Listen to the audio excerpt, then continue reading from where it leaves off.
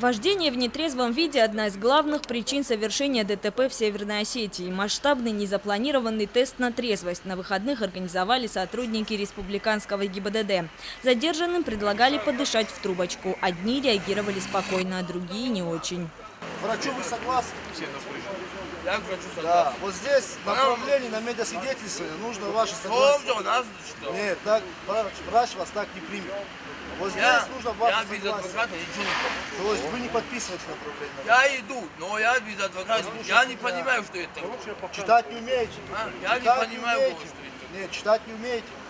Рейд с участием бойцов ОМОНа проходил по всей республике. Правоохранители останавливали машины во Владикавказе и районах. Результаты неутешительны. Проведенный рейд было выявлено 20 водителей, управляющих транспортным средством в состоянии опьянения. 20 транспортных средств было помещено на спецавтостоянку. Борьба идет не только за трезвость за рулем, но и за соблюдение правил дорожного движения. Наряду с пьянством к трагедии на дороге приводит и превышение скорости. Так, накануне ночью в Нагире молодой человек разогнался на трассе, не справился с управлением и въехал в дерево. Его пассажир, 26-летний житель Нагира, погиб на месте. Сам шофер с переломами госпитализирован. Яна Гагиева, Савелий Зангиев, Осетия ТВ.